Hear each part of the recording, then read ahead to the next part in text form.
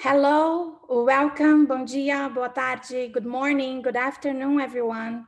We are so happy to have you here with us today. My name is Priscila Giamassi, and I'm part of the National Hispanic and Latino PTTC, and I will be your host for today's session.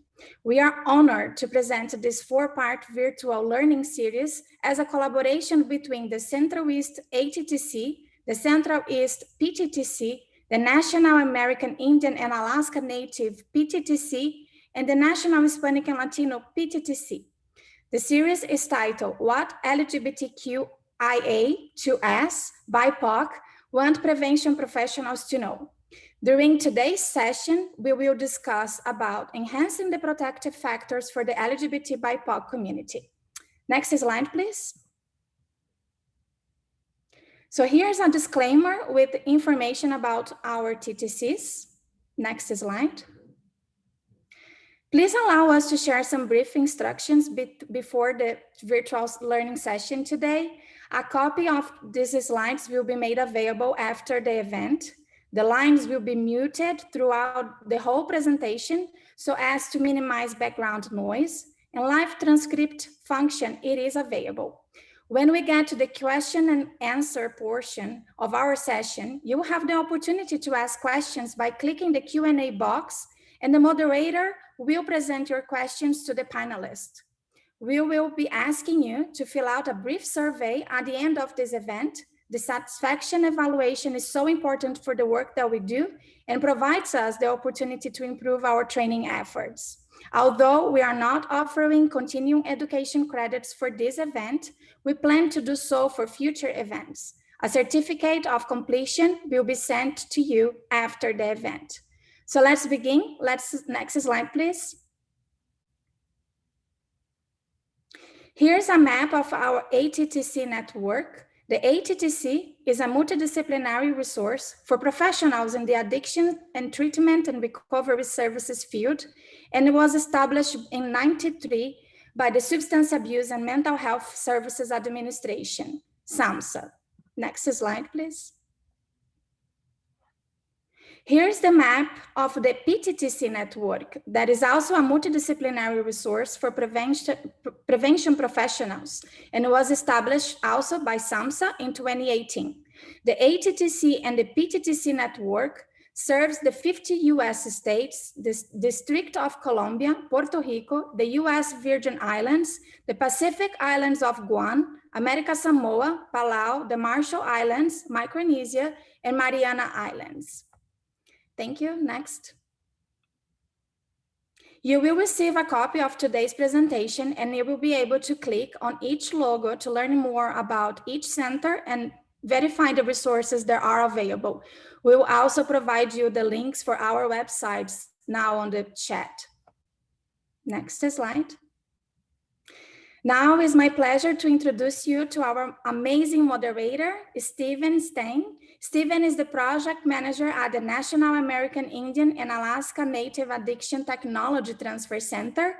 My dear friend, Steve, please feel free to introduce our panelists and start our conversation.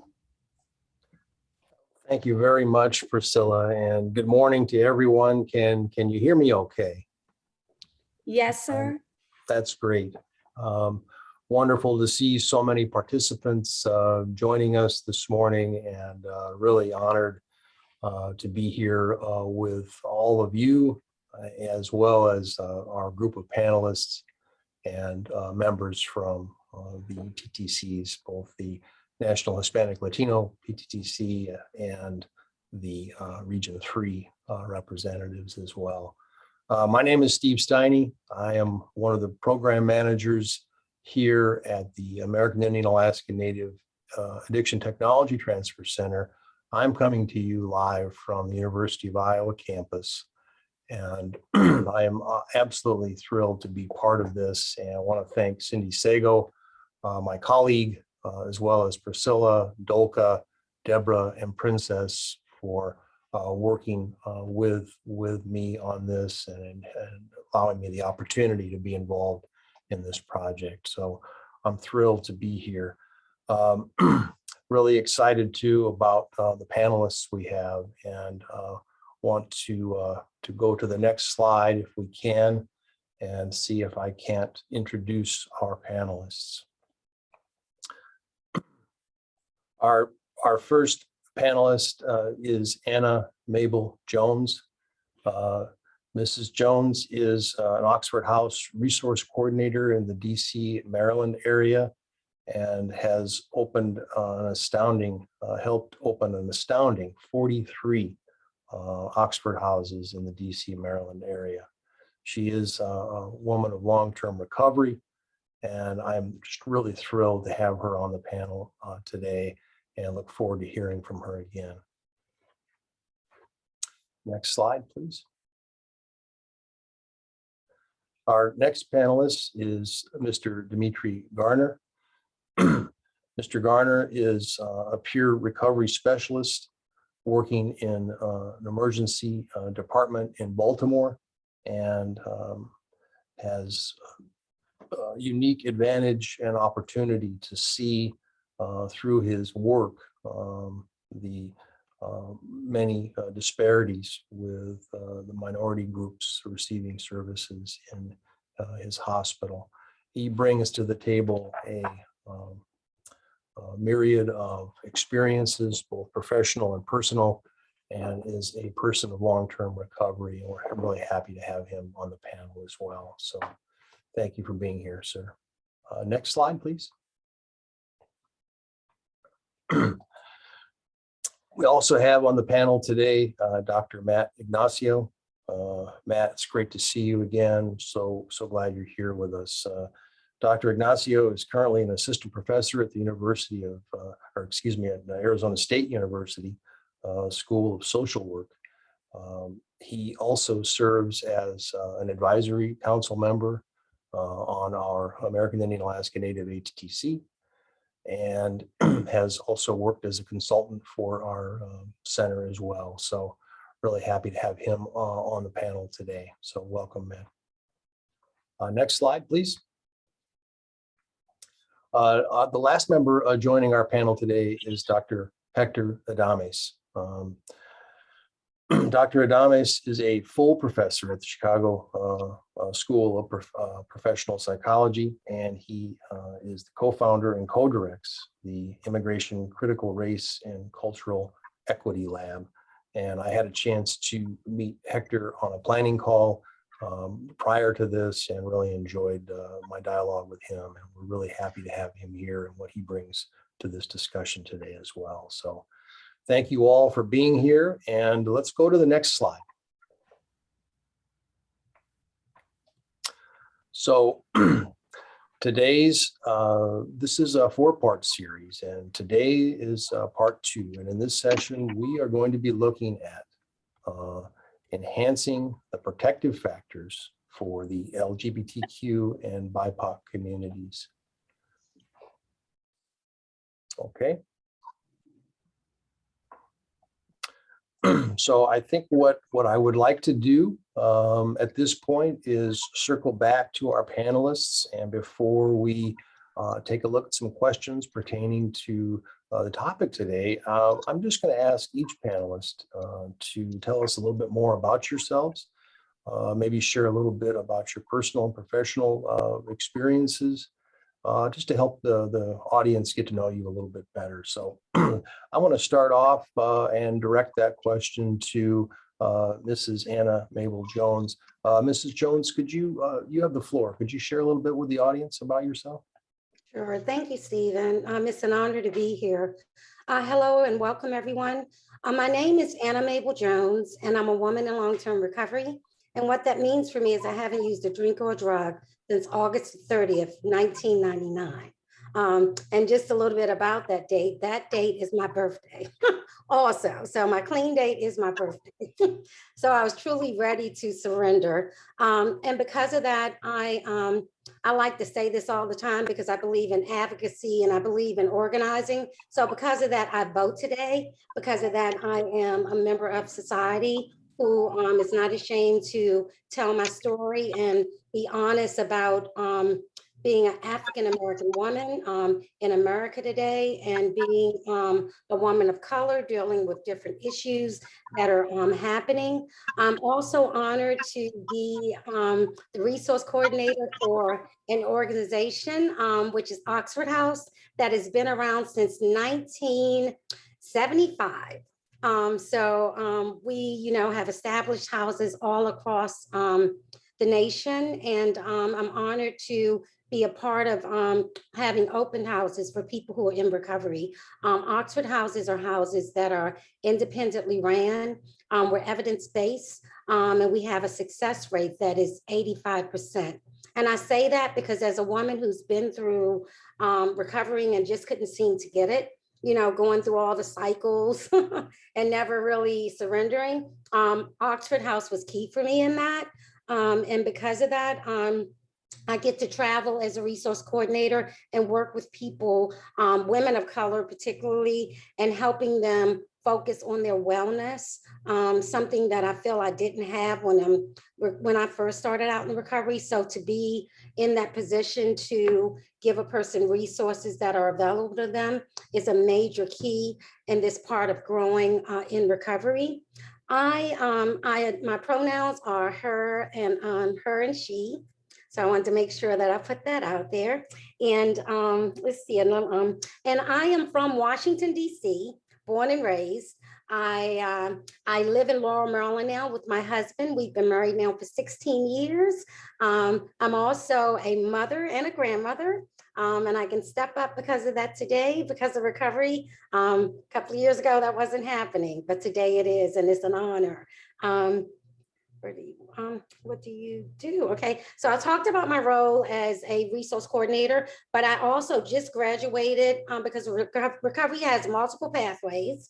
And one of my pathways was working on the inner self to glow from the outer self. So I am now a certified core energetics practitioner to better work with people in recovery who want to grow from the inside, because a lot of things can happen from ancestral history and things of that trauma. So I'm honored to have gained that, and that is only through the process of Oxford House and being able to want to grow and help people in my community.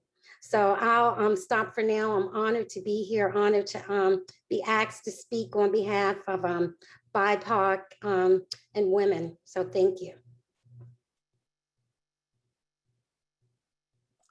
Thank you very much, Mrs. Jones. I really enjoyed that.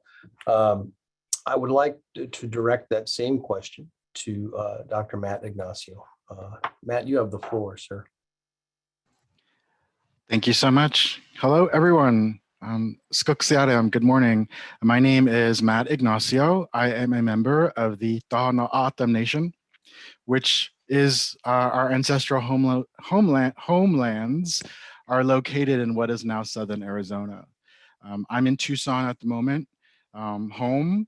Excited to be here to continue this conversation. I had the honor of participating in the first session. I lucked out and was able to join today. And I was thinking about my work and my role, and in this work, addressing the needs of LGBTQ two-spirit folks of color, particularly Native folks. And I believe it was in 2001 that while working for NAPC, otherwise known as the National Native American AIDS Prevention Center, at that time was located in Oakland. I had a job there as an administrative assistant. We had received some CDC funding to develop a curriculum addressing the needs of two-spirit people. And that is really where I first had really encountered that term, two-spirit. And what I came to learn is that term is really encompassing of LGBTQI folks. And well, long story short, the training was developed, approved by CDC, and we had the funding to then deliver it regionally across the United States. And so we kicked it off in Charlotte, North Carolina, and worked with Catawba Nation. We then took it up to Minneapolis and worked with the Minneapolis urban Indian community. We also hosted it in Oakland, and I can't remember somewhere else, but this all to St. Louis. That was another city we took it to for the urban natives up there. And what I can say is, and I want to kind of make this a theme for the rest of my talk today, is around community, and community is medicine. And you talk about folks who are struggling with dependency and addictions. You talk about folks who have been maybe removed or disengaged with their cultural traditions as a Native person. And culture is medicine. And so I just kind of want to underscore that now. There was a question about Indigenous, and I use that word to let folks know that my discussion is going to be centered on American Indian, Alaskan Native, and Indigenous people. And I say Indigenous because not all American Indians, even in the lower 48 states, have a recognized status by the federal government. There are things known as federally unrecognized tribes. There are tribes that are state recognized.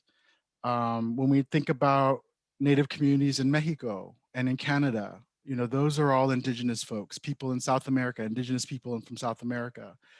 So that's when I say Indigenous, that's what I'm thinking of, or folks whose ancestral ties are directly to the land of these two continents. All right, I think that's a long-winded intro. Thank you, Steve. Thank you, man. I really appreciate that. Great to hear you speak, and glad you're part of this discussion today. I want to turn next and kind of put the same question out there for Mr. Garner. Sir, you have the floor. Thank you so much, and what an honor to be part of this panel. I'm actually from the Eastern Shore of Maryland. I'm from a small community, a small town. I came to Baltimore City, which I reside in now, to actually get clean and sober and retain this new way of life. In the process, I decided to take a course called CPR, which actually is peer recovery training, and I landed in a great field. There's different options that you can land in role, and I was able to land a position for MedStar Health System at a hospital that they operate called Franklin Square in Baltimore County. At that position, I work in the emergency room department and also have ability to assist with patients in a psych ED. The behavioral side of substance use disorders is prevalent. Most of the time in my field, you can't distinguish one without the other.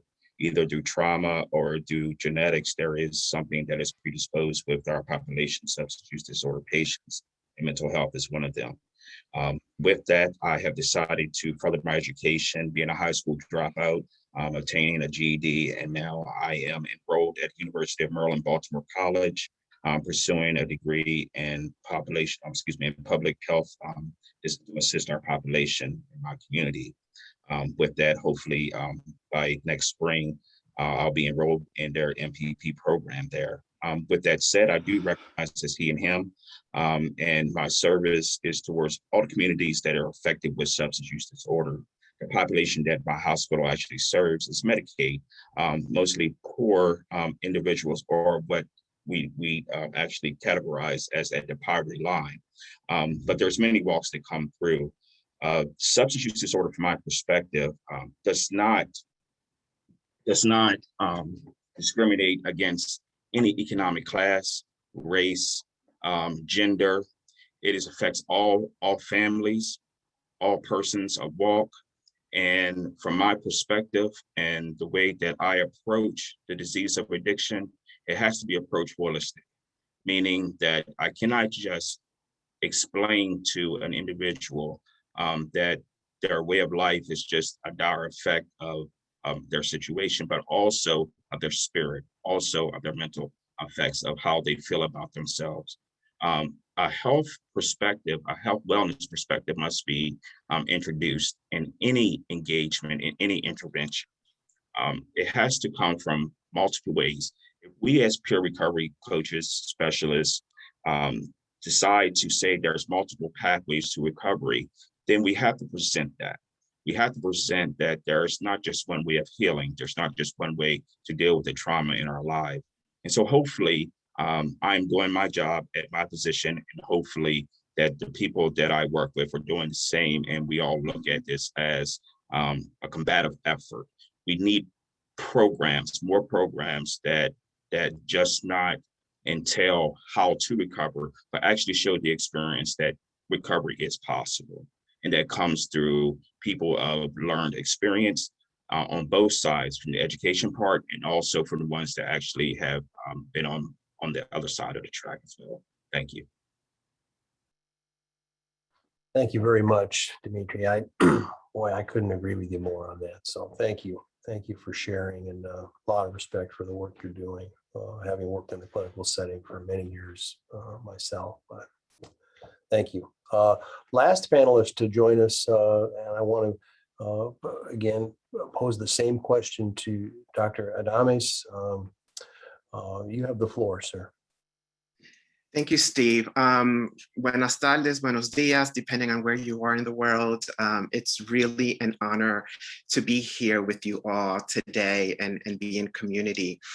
You know, when I was thinking of this question of tell us a little bit about yourself, or who am I? I'm like, goodness, that's a lot. So I'll start with saying that I'm a brother, I'm a son, I am a scholar, I am a disruptor, I'm a dancer, and I can't cook. Those are some things about me. But jokes aside, I identify as an Afro-Latino queer immigrant from the Dominican Republic. I migrated to the United States at the early age of 4, and I still have vivid memories of getting on the plane for the first time. For those of you who are old enough, you might remember Eastern Airline. And I landed on a cold winter night in February, and I had no idea where I was. Talk about an outer body experience. I use he, him pronouns. I also respond to we pronoun because I really am grounded in my collective experience with my community. By training, I'm a neuropsychologist, and predominantly I train individuals who are interested in being therapists and actually working directly with the community. And I love the work that I do in higher ed. I'm also really passionate about understanding our experiences as folks who are oppressed and marginalized for the different identities that we belong to. So a lot of my work really centers on understanding that aspect of ourselves and our experiences. I also do provide, I do have a small private practice, and I do provide services part-time for folks with Black, Indigenous, and people of color, and helping them navigate this thing called life, to quote Prince. I also really believe in the power of bringing in our ancestors and bringing in the voices of the community when we are organizing and coming together such as we are today.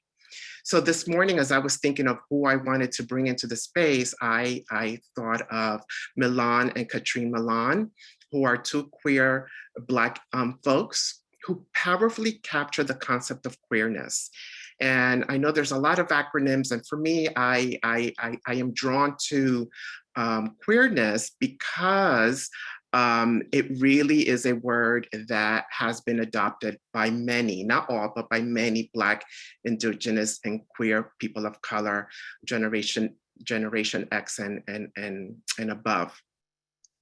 So what they say is that queerness is a lived experienced and described by many people of color.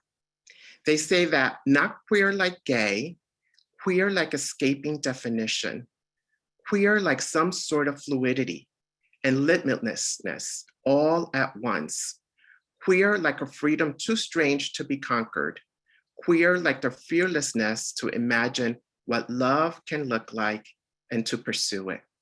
So I'm really excited to be part of this panel and really talk about queerness, especially for us who work with the community in behavioral health, and to think of the community from a strength perspective. Thank you. Thank you so much, Hector.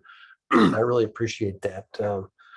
Thank you all for giving us a brief introduction. What I would like to do now is put a question out to the panelists, and I will designate the panelist who is to respond, and I'll kind of moderate the order We'd like to keep the responses to around 4 to 5 minutes, panelists, because we do want to reserve some time at the end of our designated questions to address some Q&A and some chat box questions. So first question I would like to put out there is, based on your experiences, can you describe some of the strengths of the BIPOC and LGBTQ communities? I'm going to direct this question to have us to start off to Mr. Garner. Thank you so much. I was just listening to Dr. Hector describe queer, and he said what love could look like and pursue it. So I think one of the strengths, especially in the BIPOC community, is adaptability. From the sense of looking at systemic racism, poverty, and living in America, as most of our historical lives being African-American descent, as second-class citizens. If we look at it from a historical perspective, second-class citizenship, not until we had to march on Washington and Selma that we actually had LBJ sign into law that we were actually not in segregation anymore, but a part of what we call the American experience. The adaptability of still until affirmative action came into play up into the 80s and into the 90s, where we can actually say that we have adapted into the society of what we say the American experience actually is. Also with poverty then systemic all around us, especially in the BIPOC community, for jobs that don't exist in our communities, for food deserts that are prevalent, especially where I live at, and I'm sure it's across America as well. So pursuance of what love looks like, we had to adapt to that. We had to adapt to finding whatever was presented to us to make it work, to make our families be able to be provided for, to make sure that our communities are strong, even though the violence and the drugs are so prevalent in our communities. We didn't bring it here, but we definitely are exposed to it. The redlining effect, and the list goes on and on, but the adaptability to survive every day with those problems, with systemic racism, with poverty, with being second-class citizens, adaptability in the BIPOC community is what is prevalent, and this is one of our strengths. Thank you. Thank you very much. I would next take this question, again, based on your experiences. Can you describe some of the strengths in the BIPOC and LGBTQ communities? I would turn this question to Mrs. Jones.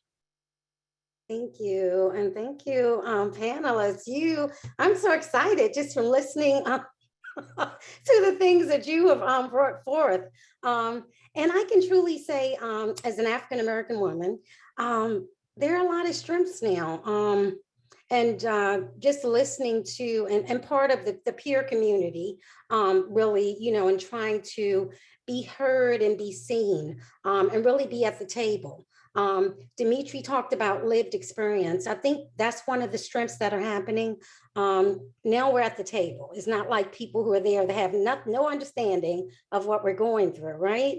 At the table talking about what's best for us, right? So a lot of times and I always say this at any function I'm at, nothing for us without us, right? So having that voice is a strength.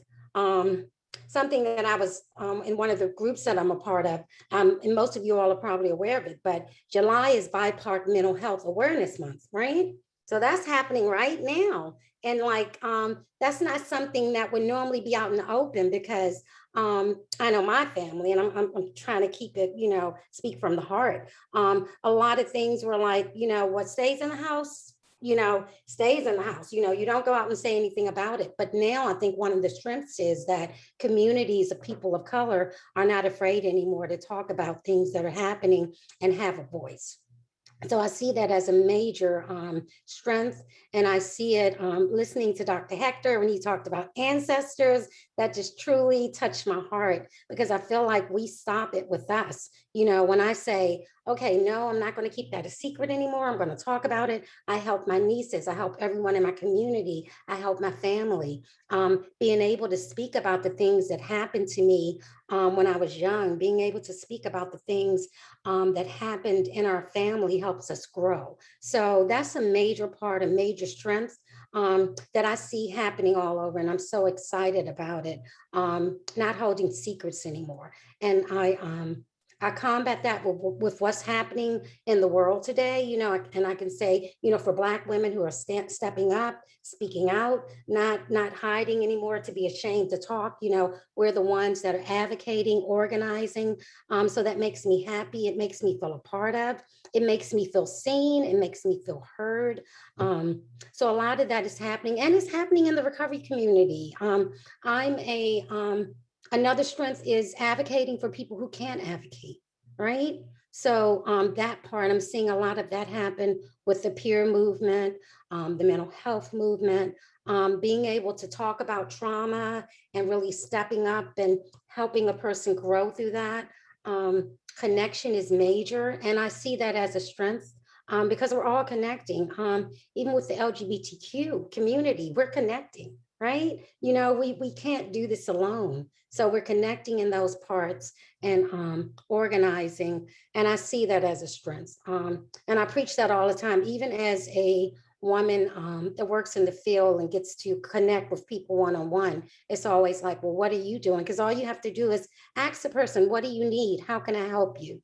Dimitri talked about multiple pathways. It's not just one way to help a person. And we have to always think out of the box, and be able to do that.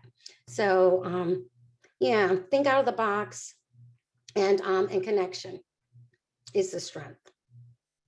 Thank you. Thank you so much, Anna.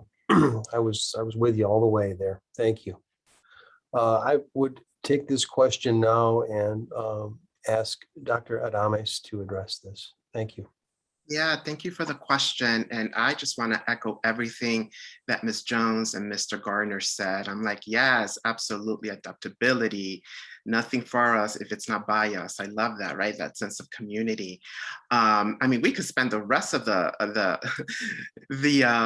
webinar really listing and discussing and unpacking all the beauty and the strengths of our communities.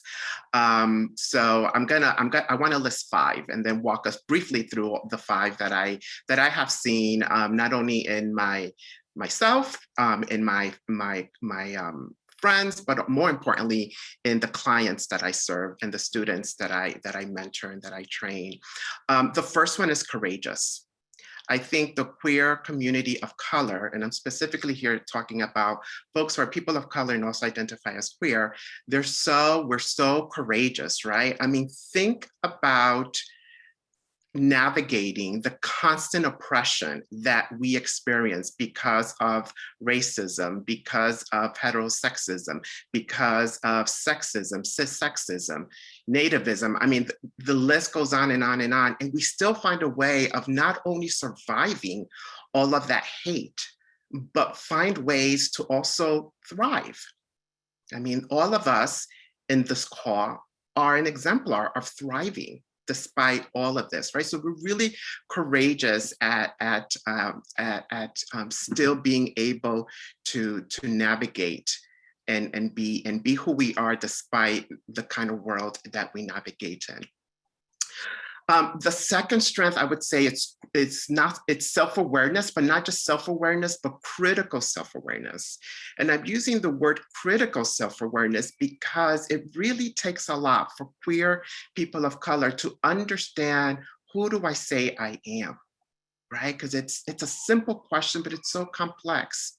There is the I that I say that I am, the I that others see, the I that I want others to see, and then the I that nobody knows.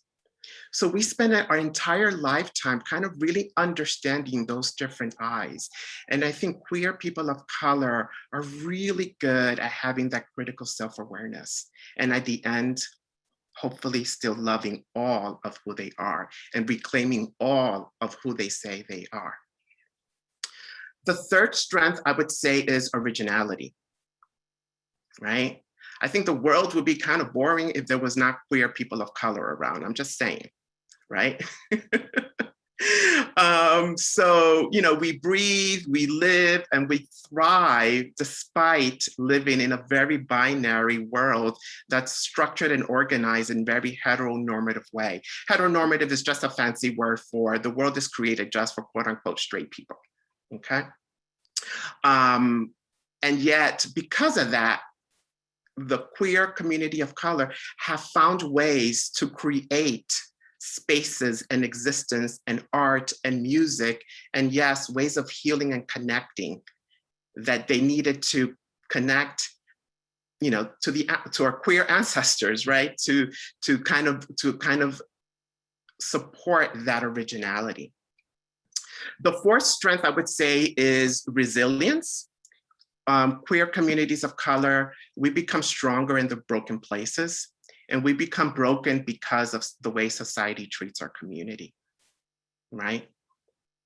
And we find a way to become stronger in the broken places. That's really what resilient is. But if we become hyper-focused on just resilient, then in some ways we may be just celebrating that we are strong because of the oppression that we experience. So I would say that the strength is resilient, yes, but also we're resistors, right? We find ways to not be completely dictated by what the dominant narrative says about us, right? We try to change and leave this world a little bit better than the ways in which we inherited this world, right? So that's resistance. And then last, but certainly not least, I would say that the fifth strength that I would like to underscore is a sense of community. And I know Dr. Ignacio talked about that earlier on, and community is so important. And here again, I'm going to bring in a member of the community who's India Adriana Moore, who's a Black trans woman of Dominican descent, who says, when we've been deprived of everything that we need to identify with ourselves, to heal and to thrive, we just become what we need. And the queer communities of color have become what we need because we've been able to be in connection with each other. So those are my five strengths: sense of community, resilient and resistors, originality, critical self-awareness, and courageous. Thank you. Wow, that was great. Thank you so much for sharing that, Dr. Adame-san. I want to wrap this question up by opening the floor to Dr. Ignacio to address this question. Based on your experiences, can you describe some of the strengths of the BIPOC and LGBTQ communities? Thank you. Yeah, great. Thank you. Again, echoing what others have said. I want to just share that my background is in HIV prevention with Native communities, both rural, reservation, urban, across the lower 48, as well as Alaska and Hawaii. And that work started in 1999. And what I can say at that time when I first, it was sort of a weird circumstances, like events played out in that I got this job, but I didn't have any experience in HIV. But it was meant to be, obviously, 22 years later. But at that time, there was a lot of homophobia within Native communities, particularly, not to put rural reservation communities on blast, but just smaller isolated communities might have been more homophobic or biphobic or transphobic towards Native community members. And what I can see over this length of time, and what was most exciting over this length of time to where we are today, is that has radically changed. And that really goes down to the work. We're talking about community. That really goes down to the work to those courageous individuals who were disruptors, who were loud and vocal, who were Native identified and wanted to advocate for their community when no one else would listen. And that, that fight to be recognized and to be honored and to reclaim one's role within the community I can remember there was a shift where suddenly powwows would allow us to distribute condoms at a booth, at a powwow. That wasn't always, that was never, I mean, that wasn't a thing until folks, stated that we need to have access to condoms in the community. One way to do it is hand it out free at a powwow where people gather. Now, you not only do you have, public health representatives at powwows very often distributing health promotion materials, but you also have local LGBTQ two-spirit groups who are also represented at those powwows and community events. And so I think we are in an exciting place from my perspective, because a lot of that groundwork has been built within Native communities to be more accepting, to be more loving of all of our relatives in the circle, even those who have different sexual orientations or gender expressions. Thank you very much, Matt. I appreciate that. Great responses from all the panelists, very thought-provoking, and thank you very much. I want to move to the next designated question. And this question is, in what ways do you envision behavioral health systems implementing the strengths of the LGBTQ and BIPOC communities? I will turn this question to Dr. Adames to lead us off in this discussion. Thank you. Thank you, Steve, for that question. I love the concept of envisioning, because it's like, wow, I'm able to exist without borders, right? I could just kind of think and envision endless possibilities, which I think is beautiful and very liberating. So I think I'm going to answer this kind of backwards, but eventually I will get there in my allotted time. The first piece in thinking about queer people of color is to understand that we hold multiple oppressed or minoritized identities, okay? And understand that, right? We're oppressed and hold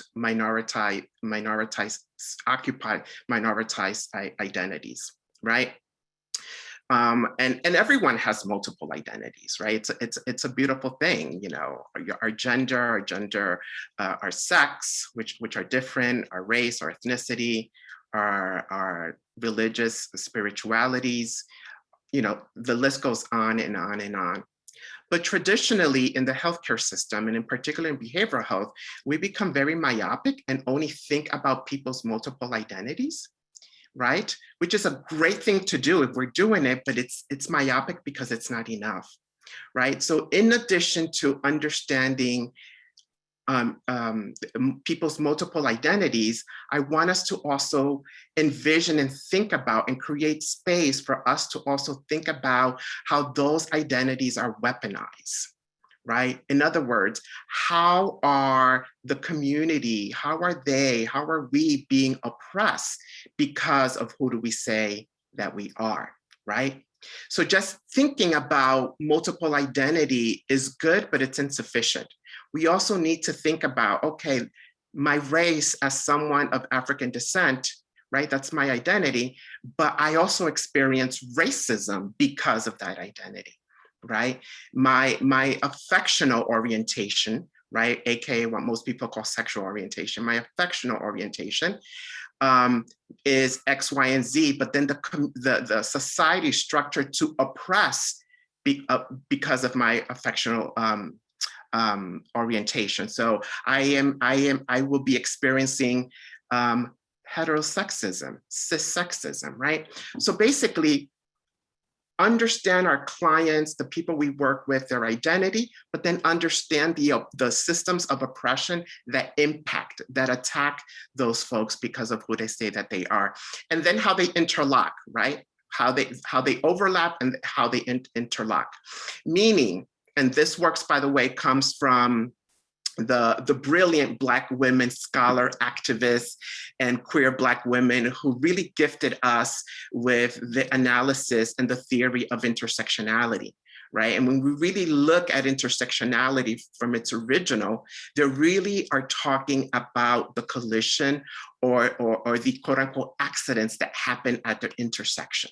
And the intersection is, how are we oppressed because of the different identities that we belong to.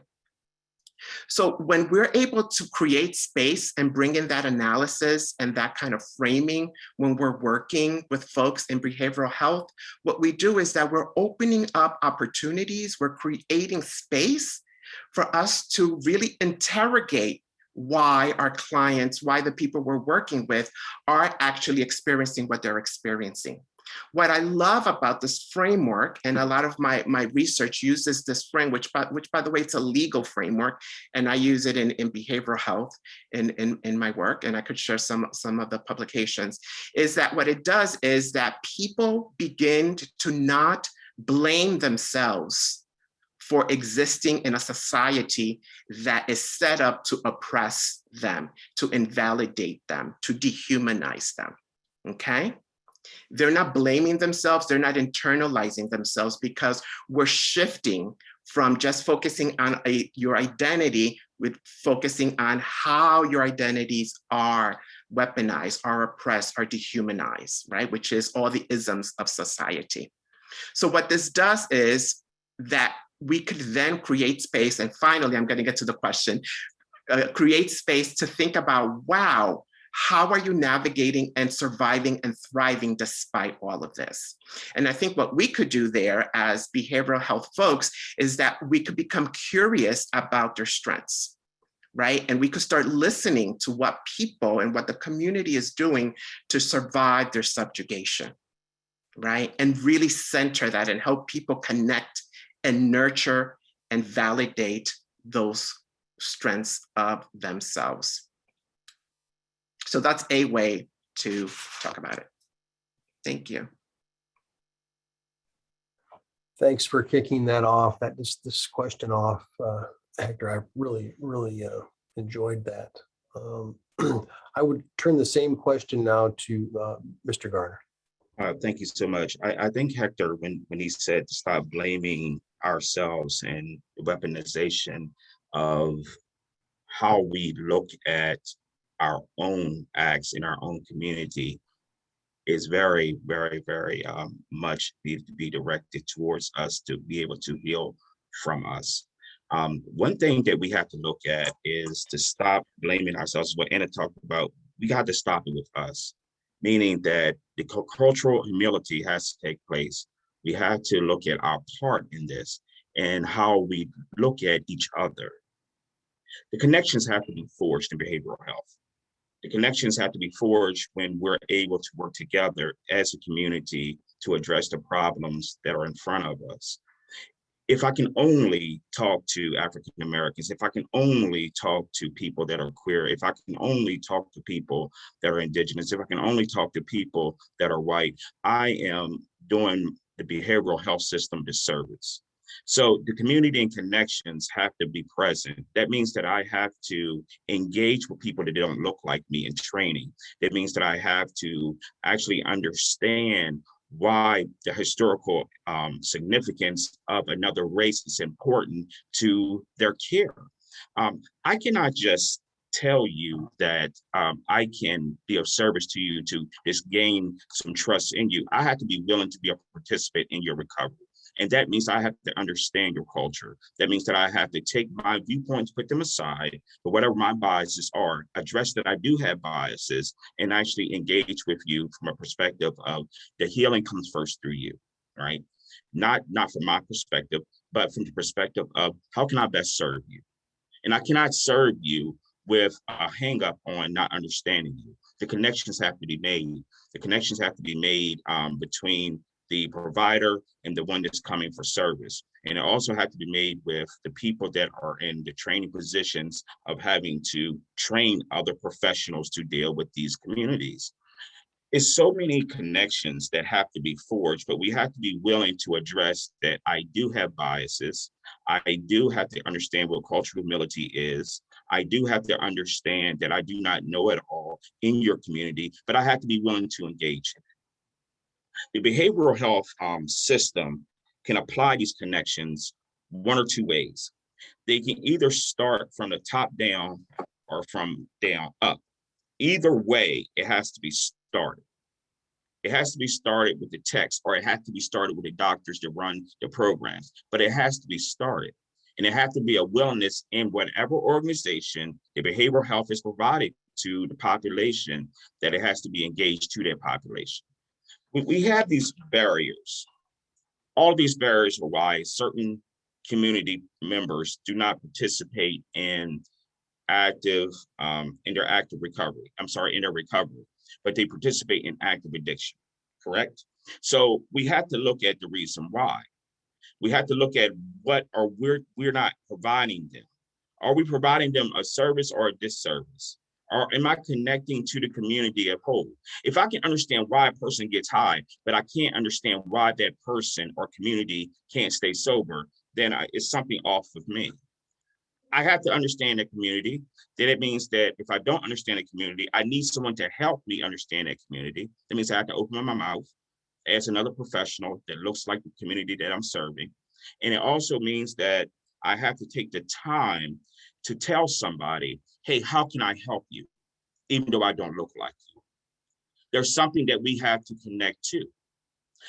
I believe this. I think last month we did 600 brief interventions that came through Franklin Square, the hospital that I work at. Out of the 600, I may have participated in maybe 120 of those.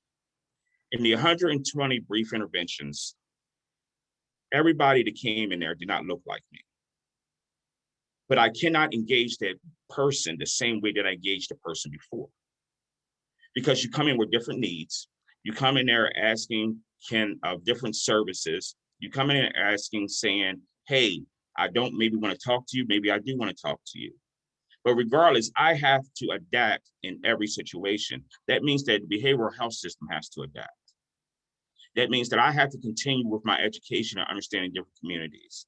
That means that I have to know the heartbeat of the community that I'm serving. That means that I cannot stay behind the closed doors in the hospital. I have to get out into the community. I have to engage in what's going on in the homeless population. What services do they need? Do they just need maintenance services? Do they just need to have needle exchanges? Or do they need actually tents in their communities because they live in the woods? All of these things are just examples. But I have to be able to engage in the community, actually have to understand cultural humility, and actually have to be able to be willing to listen and ask for help. All of these connections that come together can provide a service that can bring behavioral health into the 21st, 22nd century that's going to be coming on from here. It doesn't just stop with us. Like Anna says, we have to do something different here. And doing something different means engaging in multiple levels of connections. Thank you. Thank you very much, Dimitri. I appreciate that. I will turn this question again. The question is, in what ways do you envision behavioral health systems implementing the strengths of the LGBTQ and BIPOC communities? I'll turn this to Dr. Ignacio. Mm-hmm. Wow, yeah, that is a very powerful question. How do I envision behavioral health working hand in hand with Native communities? I mean, Steve, your whole organization is devoted to that effort. I can think back to participants in a focus group that I held back when living in Denver, working for NAPSI. They had relocated from Oakland to Denver. And this would have been around 2011, I guess. And this is how I'm going to answer the question, because we asked a similar question. The focus group was centered on HIV clinical research, HIV vaccination research, microbicides, gels, foams, the end of AIDS. And we wanted to know why Native people, American Indian, Alaska Native folks, were not enrolling in clinical trials, HIV clinical trials. And I mean, you could dream up all the reasons why Native people would not want to participate in a clinical trial, and all that came out. But one of the more important findings that folks were saying was like, You know, they expect, meaning the hospital that was running the clinical trials that was located in Denver, and this was the local urban native community of Denver, said that, you know, they expect us to go to their facility to participate in this trial, yet we never see them come to any of our community events or support or participate in any of our community gatherings at the Denver Indian Center. And I think that's just one way I can envision where, you know, it's not one direction, where you just don't, you know, community members go to a spot to get help and then they go back home with no support or no, not, it's not a mutual relationship, I guess, as it were. And I think as providers, I'll speak for myself as a former provider, direct service provider. I wanted to go to those events. I wanted to support community events. I wanted to show face, because that's part of relationship building, is being present and making the effort to go into community space when invited. So I'll just answer the question in that way. Thank you. Thank you very much, Matt.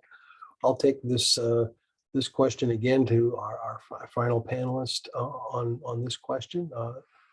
Ms. Jones, you have the floor.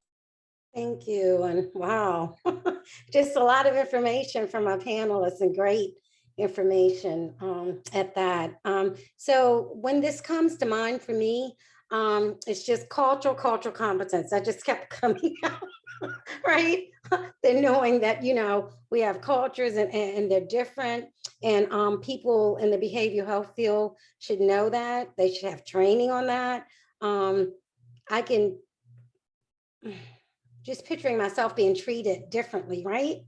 Because of the color of my skin, and saying that I've been through this, you know, a couple of times until I surrendered. And then I was able to speak for myself, but I can just picture that, you know, and I want to say that little girl, because I hadn't grown up yet, right?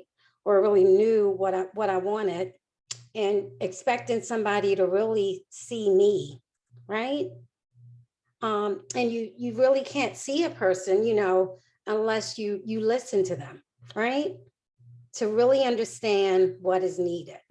So one of the things for me in this process is to today, right? And really wanting to be a helper and really working in this field and wanting the best for that person that's in front of me is to really listen, because I'll hear something, right? When I listen, I hear. When I just sit back and be like, okay, you know, and even if it's something that I know it has discrepancies in it and it's totally off the wall, it helps me know where to begin with that person, right? Because I believe everybody's process is different.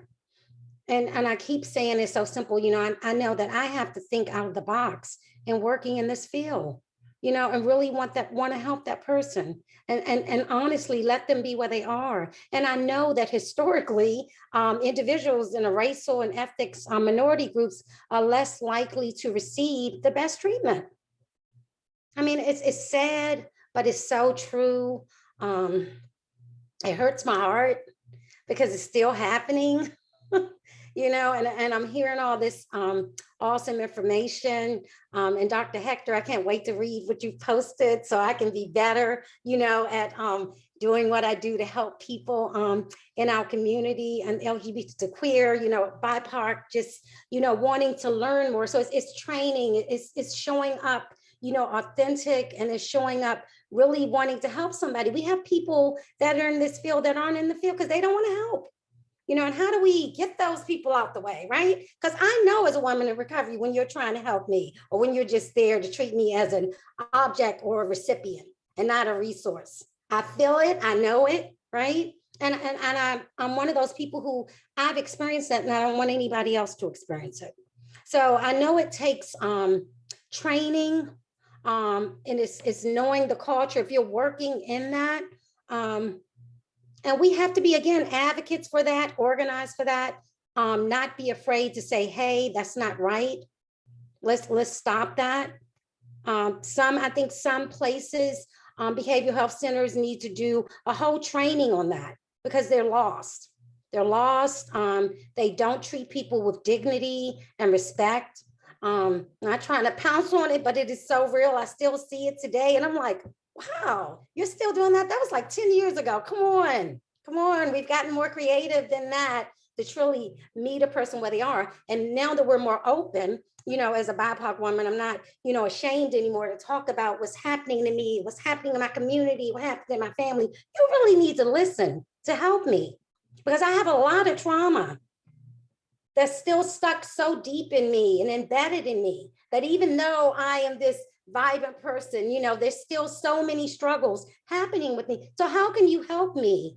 You know, if you're not, you know, trying to focus on me or really, really listen to me. So my main thing is for, you know, the behavioral health is to listen, you know, really listen to what that person is saying. And I see that simple thing of showing up and really wanting to help that person is nothing like it. And it meeting them where they are and letting it be their process.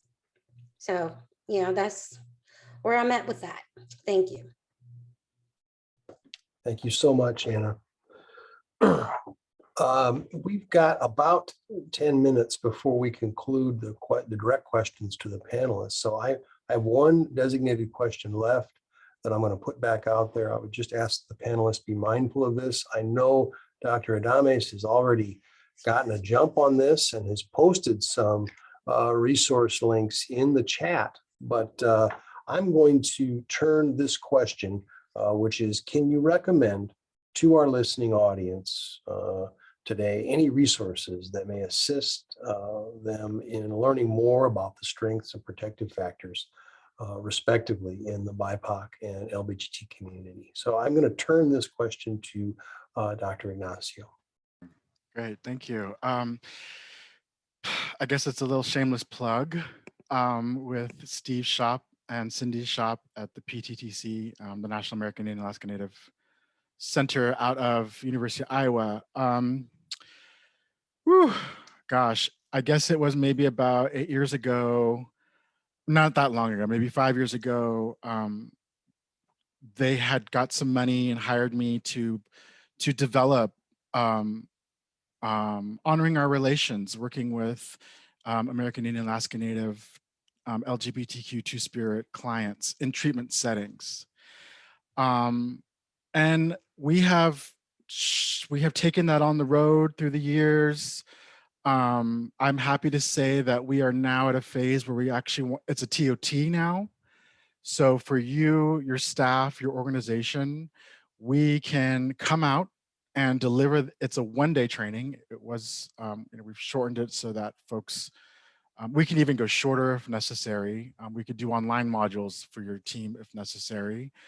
But this coming May, what are we now, July? So in less than a year, we're looking to actually deliver the TOT in person. So if you are a site who is perhaps working with Native folks or located near, within or work closely with a large Native community, or you have staff who are new, who don't know how to outreach or engage Native folks, who are in a treatment setting, that's loose, who, more importantly, who are direct service providers. We can come out and deliver the one-day training for you. So we're targeting this coming May, and we hope to have about 15 folks, somewhere in there. So please do reach out to myself or Steve. And the training is 6 modules. We talk about history. We talk about the role as a provider and strategies you as a provider can incorporate into your practice, as well as organizational readiness, specifically trauma-informed care and trauma-informed practices, and looking at resources. So that is a shameless plug. And it was co-developed with about 7 other Native queer folks from around the country. And it's a living document. So thank you. Thank you very much, Matt. I'll turn that question now to Mr. Garner. I want to address the new professional that's coming in and trying to look at how do I link client or this patient into treatment. The process that I took was a grassroots process. I started looking at organizations that were just by word of mouth at first. So I didn't have a lot of resources. When I first came to the hospital, there was a packet. We were handing out packets to anyone that would take them home with them. And so I started to look through the packet, and it was limited. And so I had to start looking outside the box, and I started looking at what was around me. And Facebook was around me, social media was around me. In the Baltimore area, we even have a page called Be More Recovery. And all the professionals in this area, we actually communicate on that page any new resources, transitional housing, new recovery centers that are opening up. We post them on the page. If we link somebody to treatment, we say, hey, this is a great place, or hey, avoid this place. So to use the grassroots method, it actually works. Build those connections, and it helps build the connections with other CPRS providers, other people that's in addiction fields, so you can start having a wide network. But you have to start with word of mouth at first, especially going into the field. You can use social media, but word of mouth is actually great because you can get a firsthand experience from someone that links somebody to treatment, or someone that you may have known that actually have gone to that facility. Thank you. Thank you very much, Dimitri. I appreciate that. I'll turn this question now to Anna, if you have any resources that you would like to share or suggestions for our group members. Yes. Something that we learn in recovery in working the program is to have a recovery toolkit, right? So just encouraging, having all the resources that are available to help a person is just so important. I do a recovery coach training, and we talk about this all the time. What are your resources? Always have something for someone. And in saying that, that means connecting the dots, right? So in connecting the dots, different things are coming up that I would encourage us all to be a part of, and connecting the dots with treatment, prevention, overdose, any of that. We should all know that on August the 31st is National Overdose Day. We're encouraging everybody to do something, show out, step up. I would encourage, as a resource to connect with something, connect with BIPOC and queer, so that we know that they're a part of it, and we're connecting in that way. If you're not, you need to, right? Because we need to be at the table, right? And if you are a part of this and you don't have someone, queer or BIPOC, at the table, then you're doing a disservice to whatever agency you're working with or anything, because that voice is missing and that voice needs to be there. So definitely want to make that happen. And then, of course, September, given resources, right? Because Oxford House, we have to participate in all of these. So I'm making sure that every house, out of all the houses, I'm preaching it. September is National Recovery Month, right? And it's so many things that are going to be happening that we can connect to, as prevention provides, and connecting to, our communities in that way, and making sure that we're at the table doing what we need to do. So for that whole month, just a wealth of information that can be happening in that month, and we can be spreading resources, right? And connecting in that way. So those are my suggestions. Thank you so much. I'm just honored to be on this panel. Yeah. Thank you very much, Anna. I will put this question then to our final panelist here, Dr. Adames. I know you've posted some things already, but we've got a couple minutes before we turn it over to questions and answers with the participants. No worries. I thought we were reaching our limits. I was like, oh, let me put the resources here. But I realized then afterwards that we still have 30 more minutes. I was like, yes. So I put some resources on the chat. Some comes from my lab. So I know Dr. Ignacio says shameless plug, but it's not shameless, it's courageous plug, right? Because our people need to have access to the hard work that you do, that I do, that we all do. So what we've done is, I really believe in the power of open access and having things accessible to the community. So everything that's on that website is completely free. Feel free to download, share with folks. We have the toolkits in multiple languages as well. And if there's anything that you need, feel free to send me an email and I'll be there to support you. We have resources there. My lab, we focus on Black, Indigenous, and people of color. And also, we also have toolkits there for queer, trans, and people of color.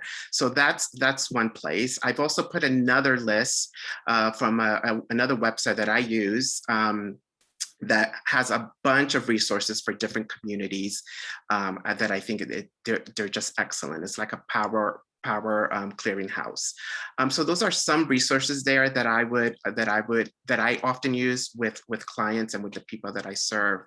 For us as providers, I also think it's important for us to think about resources for us to continue to grow and to shake our socialization, because we all have socializations that are problematic, right? And that might not be the best. And I think Mr. Garner talked about that earlier.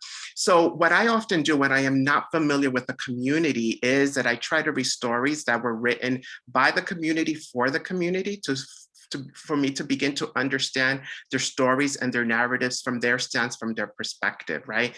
I'm a big fan of documentaries. I'm a big fan of literature, of poetry, of art, because I think we could learn so much, not just with words, but also by nonverbal things such as art. So I really encourage you to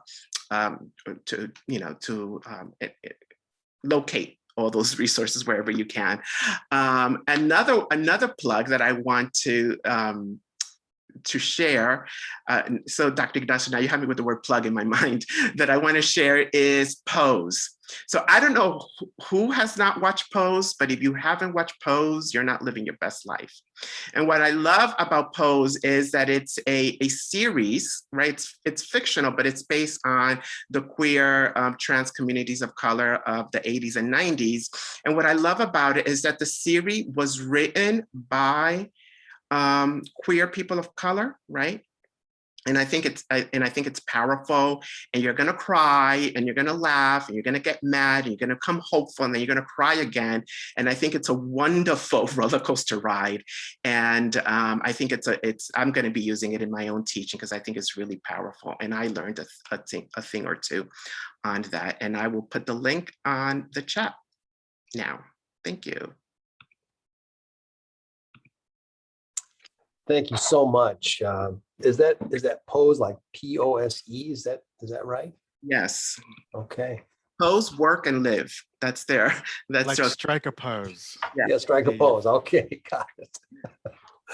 Well, listen, I really want to again thank all the panelists. I was just enthralled here. Could listen to you guys go all afternoon. So I do want to turn now the floor back over to Priscilla, and I think we're going to try and field some questions. So I'm going to be checking the chat box and may jump in if I spot a question. And I know we have at least 3 or 4 questions in the Q&A box. So Priscilla, I'll turn it back over to you. Thank you, Steve. Thank you, everyone. This was so beautiful. Thank you for sharing your knowledge, your experiences with us. It was powerful and very beautiful. We appreciate all of you. And let's start with the first question from Mary Kate. Actually, once Dr. Adames started talking a little bit about queer, his definition of queerness, everyone was like, oh my God, can we have this in written so we can actually read and use for reference in the future? So Dr. Adames, this one is for you. From Mary Kate, is there any way that we could get a copy of Dr. Adames' definition of queerness? I love the way that he explained it and would appreciate being able to reference in the future. Thank you. Of course. What I'll do is that I'll share it with Priscilla and Dorca and Princess, and then you could do your magic. I'll also put my email on the chat. Feel free to email me and I can send it to you directly. Absolutely. Thank you so much, Dr. Adames. And as I was listening, all of you sharing your resources, Dr. Adames, the links that you posted on the chat and Matt's training as well, what I was thinking is that we had some internal discussions about compiling some of the resources, some of these links and sharing with our community as well. So maybe this is a task force for us to do internally. And by the end of session 4, we just add like a resources page with the links and all the materials and resources that we all come up with. So thank you so much. I'm volunteering all of us to do that. The next question is from Megan. I hope I'm pronouncing your name correctly. When working in rural community mental health organizations who may not have a culture of acceptance for BIPOC and LGBT communities, what are some ways that an individual working at an organization can start advocating for their clients who may be experiencing discrimination and lack of representation? Who wants to answer that?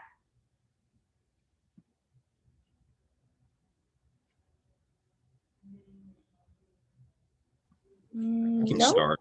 Okay. I can start. I really do think that you're just going to have to be that advocate that stands out alone sometimes, no matter who that person is or what you're actually facing against, because at the end of the day, you know that your client or your patient actually needs to have that service provided. So you're going to have to be the one that knocks down the door. You're going to have to be the one that stands flat-footed and saying that, hey, I don't care what you may think or feel. I know what's really going on, but I have a client here that needs your service. You're in a rural community, and in that community, sometimes I'm from a small town. I do know that there's the have and the have-nots. There are people that don't look like me that may get the services before I do, as Anna told us so well before. And that's something that we're just going to have to say, this is not going to happen here today. And willing to go that extra mile in this field of being an advocate for people with mental health and substance use disorders. You're going to have to stand up and stand tall, or if not, you're not going to make it here. Thank you. Thank you, Dimitri. Any of the other panelists wants to add to Dimitri's answer? I'm going to add, with things happening in the world today, Black Lives Matter, and us, advocating truly. I've had to be one of those people who, in some trainings I've been to, or, even in my class, I was the only African-American woman in that while these things were happening. And my whole thing that made me want to speak up more or speak up for people. Again, we have a voice, and when that is happening, and you're at the table and you have the power to say, wow, what's going on here? I would encourage you to say something, just don't, let it happen. And it's wrong. Because the only way it's going to, be out in the open is when we say something. And that was big for me, because I was like, okay, but then it was like, it didn't feel comfortable, right, in my body. And I knew that I had to speak out on things like that. And that's happening a lot. So truly, when you see it, say something. And thank you, Dimitri, for saying, hey, come to that person, as, because you're the one that person may be looking up to say something. Like I said, I was afraid to say anything, but someone saw something to make that come out of me. And I say, for us who know motivational interviewing, that's a good way to get a person to come out with it, right? So that's one of those techniques that seem to help, that person come out with it. So I hope that's helpful. It happens too much, and it just goes without being said. How we just were silent on that, like, oh, what do you say to that? But that's so real, Yeah. Thank you, Anna. Dr. Adames, Dr. Matt? Sure, I could add some things. I love the question. And as I'm reading the question, Megan, you're asking two important pieces. You're saying clients who may be experiencing discrimination and lack of representation. So I want to start with the first one. Discrimination is illegal, period. Right? So what structures are in place when there's things that are not legal taking place in the organization, right? So we have to know that chain of command, that policy, and be able to do that, and not do that because we just want to create trouble, but we do that because our ethics, right? That's the second point, our ethics. And our ethics is to do no harm. And if we're witnessing, or a client is telling us that they're being discriminated, not only is it a legal problem. But second of all, if we don't say anything and we don't do whatever we can to protect the person, then that falls on us that it becomes an ethical issue, right? And at the end of the day, all of our ethics, regardless of our different fields under the umbrella of behavioral health or health, is to stand up for human rights, right? So I become curious then with the team that I'm working with, how are we operating or not operating from a human rights perspective, and then find ways to prevent, right? Since we're all about prevention, to prevent discriminatory moments from taking place. Then when it comes to representation, sometimes we have to make noise so that, you know, we could actually have a staff of folks that represent the community that we're serving.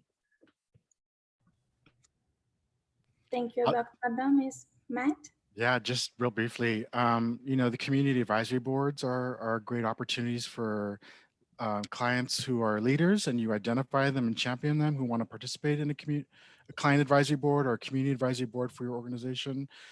As well as, I like the theme, Dimitri, about sort of standing flat-footed. This is an opportunity for you to build those relationships with organizations, you know, partner organizations who can fill the gaps, as it were, or to meet the specialized needs. And that might just be, you know, making an appointment to meet in person safely and to start that relationship so that you have resources you can look towards in the community. Thank you so much. We have 5 minutes left before I finalize the presentation. I think we were able to cover the questions that we received live. I saw that there was one question from Rick that Dr. Ignacio already addressed individually. Do you want to have some final words? 1 minute each to share something before we close the presentation? Anna? Just compassion, empathy, and connection. I guess I want to thank everybody who came to this particular one. Looking forward to seeing you on the other 3. Just a wonderful list of panelists who shared from the heart and so much information. Looking forward to the next training. Thank you. Thank you. Dimitri? For all the professional peers out there, getting understanding is great, but also get an understanding of your faith, knowing why your purpose, what is your purpose, and why you're there at your organization. That faith will get you out of bed every day. That faith will get you to be an advocate for your client or patient. And that faith will be able to keep you to go to sleep at night with no worries to get up and do it the next day. Thank you. Thank you. Dr. Ignacio? Same, that we talk about self-care, and that's one thing, but what I'm talking about is your own healing work that is necessary to do, sometimes on the hour, but that's part of your ability to strengthen yourself to do the work you got to do in community.